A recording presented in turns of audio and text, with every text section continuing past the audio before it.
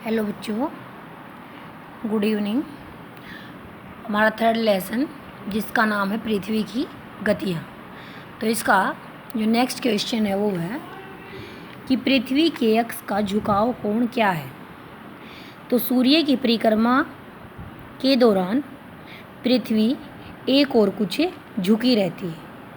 तो जिस समय पृथ्वी सूर्य के चारों ओर चक्कर लगाती है तो पृथ्वी जो थोड़ी सी झुकी होती है। तो यह झुकाव कोण कितना होता है? 66.5 डिग्री।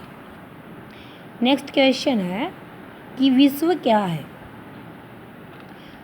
21 मार्च व 23 सितंबर, आप डेट याद रखना।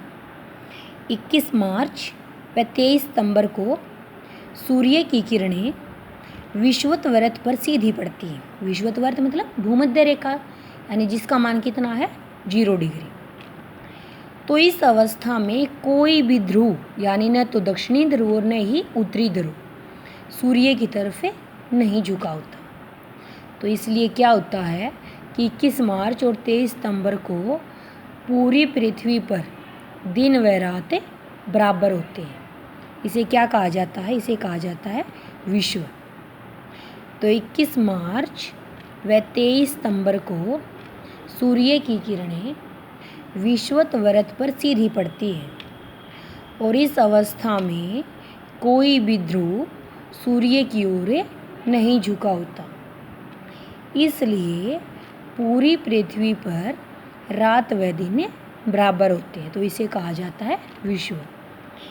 तो नेक्स्ट क्वेश्चन है कि ध्रुवों पर लगभग 6 महीने का दिन व 6 महीने की रात होती है, क्यों?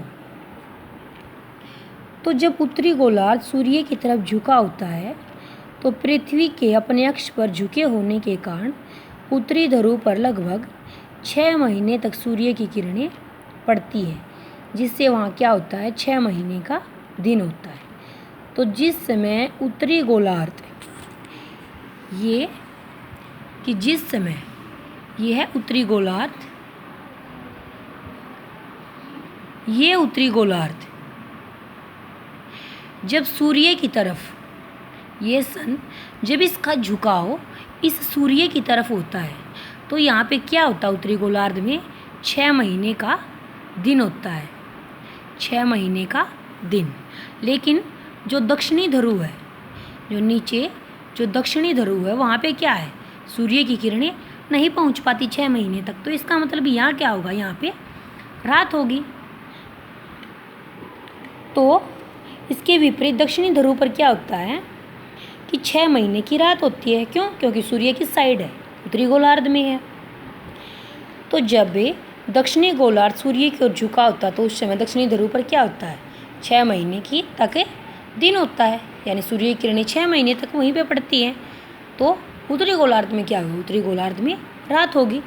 जिस समय उत्तरी गोलार्ध सूर्य की तरफ झुका है तो इसका मतलब है 6 महीने तक कहाँ दिन रहेगा? उत्तरी गोलार्ध में। जब दक्षिणी गोलार्ध सूर्य की तरफ झुका हुआ है तो यहाँ पे क्या होगा? 6 महीने तक दिन होगा। तो जब दक्षिणी गोलार्ध में दिन है तो इसका मतलब उत्तरी गोलार्ध में क्या है? रात है। और जब उत्तरी गोलार्ध में दिन है तो दक्षिणी गोलार्ध में क्या है? रात है। क्योंकि आपको पता है कि जो ये सन है, सन ये तो नहीं कि चारों तरफ ये रोशनी ऐसे कि इस गोलार्ध में भी इस गोलार्ध में भी एक साइड एक एक समय में एक ही साइड ये प्रकाश या रोशनी प्रदान करता है। यानी अगर सन यहाँ पे है तो इसका मतलब क्या है कि केवल इस हिस्से में, यानी ये कौन सा हिस्सा है? ये पूर्व है। तो केवल पूर्व के हिस्से में क्या होगा? दिन होगा। और जैसे